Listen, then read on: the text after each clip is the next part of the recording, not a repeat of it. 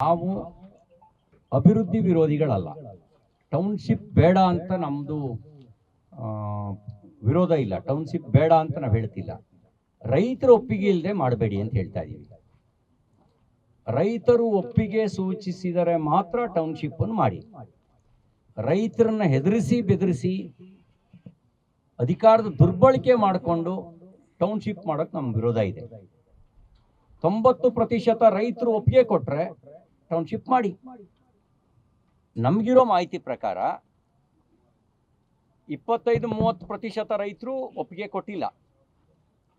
ಒಪ್ಪಿಗೆ ಕೊಟ್ಟಿಲ್ಲ ಅಂದಾಗ ಅವ್ರನ್ನ ಹೆದರಿಸಿ ಬೆದರಿಸಿ ಮಾಡೋದು ರೈತ ವಿರೋಧಿ ನೀತಿ ಆಗುತ್ತೆ. ಆ ರೈತನ ವಿರೋಧಿ ನೀತಿಗೆ ನಮ್ಮ ವಿರೋಧ ಇದೆ. ಅದಕ್ಕಾಗಿ ನಮ್ಮ ಬೆಂಬಲವನ್ನು ರೈತರ ಹೋರಾಟಕ್ಕೆ ನಮ್ಮ ಬೆಂಬಲ ಕೊಟ್ಟಿದ್ದೇವೆ. ಇವತ್ತು ನಮ್ಮ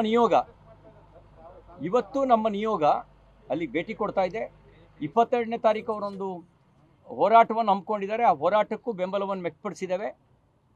ಯಾವಾಗಲೂ ದಂಡನ ಏಕ್ದಮ್ ತಗೊಳ್ಳಲ್ಲ. ಸಮಾಧಾನ ಭೇದದ ನಂತರ ದಂಡ.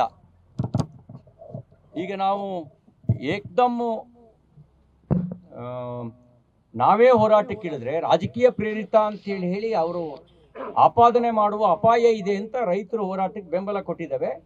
ರೈತರನ್ನ ಇವರು ಅಧಿಕಾರದ ದುರ್ಬಳಕೆ ಮಾಡ್ಕೊಂಡು ದಮನಿಸುವ ಪ್ರಯತ್ನ ಮಾಡಿದ್ರೆ ನೇರವಾಗಿ ರೈತರ ಜೊತೆಗೆ ನಾವು ನಿಂತ್ಕೊಳ್ತೇವೆ.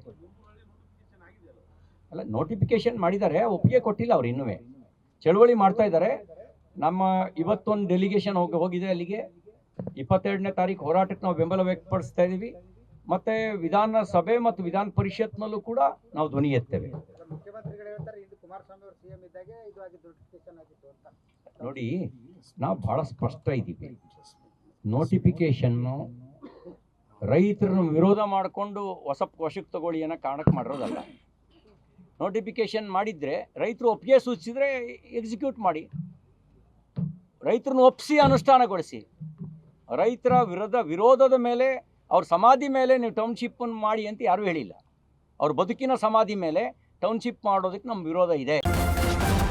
ನ್ಯೂಸ್ ಫಸ್ಟ್, ನಿರ್ಭೀತಿಯಿಂದ ನಿಮ್ಮ ಪರವಾಗಿ.